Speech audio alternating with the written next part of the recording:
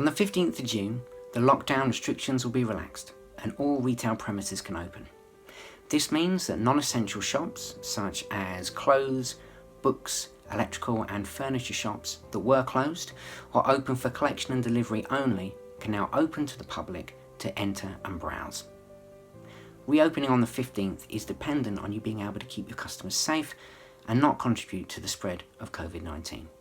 You'll need to think and take precautions in advance, the least of which is to consider the risks and put social distancing measures in place. For more information, visit gov.uk and search for shops and branches. Retail does not include restaurants, coffee shops, cafes, food vans and similar businesses. They can open for takeaway and delivery only, and they can't provide seating or do anything that would encourage people to congregate after making their purchase.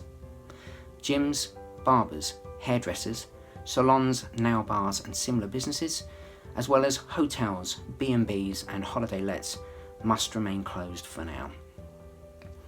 If you're considering new ways of trading, for example a pizza restaurant moving to online sales, or want to diversify the type of products you make or sell, for example a distillery making hand sanitizer, then there's things that you need to consider. Each method of selling and each new product you make or sell has legal requirements that you won't be aware of, and the consequences of getting things wrong, both financially and reputationally, can be severe.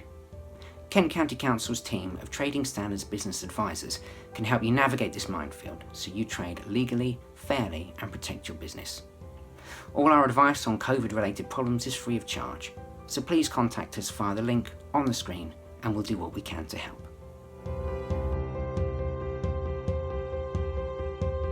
After lockdown, businesses are going to be reopening, so they need to be considering the safety of not only their employees but also their customers in the event of a fire. And there's going to be lots of changes to working practices and also self-distancing rules that may impact on how people can escape in a fire.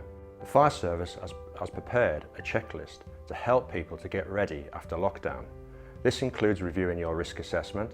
Also, it looks at considering the means of escape, ensuring that all the fire exits are clear and accessible. Also, to be looking at your firefighting systems, such as your fire alarms and emergency lighting, as well as your firefighting equipment to ensure that they are working order and maintained.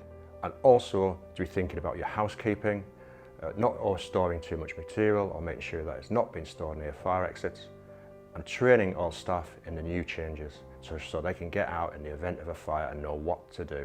You'll be able to access the checklist or find more advice on the Kent Fire and Rescue Service website.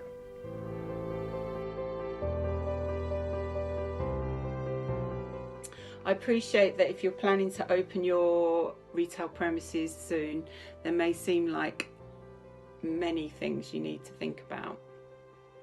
The guidelines and legal requirements do seem very complicated, but the good news is that the environmental health team in your local area are only too happy to help out here. We all want businesses to be safe for both staff and customers. There's lots of written guidance out in the on websites, government websites, but every premises is different. So it might just be easier if you just pick up the phone and call your local environmental health team. Officers will be only too willing to assist you to put in some steps to make sure that your particular business is not only safe, but you're also meeting the latest legal requirements. Call us. As you start to reoccupy your business premises, it is important that the water within the plumbing system remains wholesome and fresh. To do this, you should flush the system, starting at the nearest tap or outlet to where the water enters the building. Then move systematically throughout the building, ending at the tap or outlet that is furthest from this point. All water should be flushed until it runs clear and is cool to the touch. If you have storage systems on site, these should be emptied and refilled directly from the incoming water supply. Flushing should be carried out in a manner which minimises the risk of aerosol generation. Remove any shower heads prior to flushing to reduce the risk of Legionella transmission. We would recommend that you collect any flushed water in a container to reuse watering plants or washing vehicles.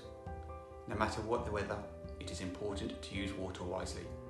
If you start to notice leaks from taps, fittings as you reoccupy your business, it is important that these are repaired.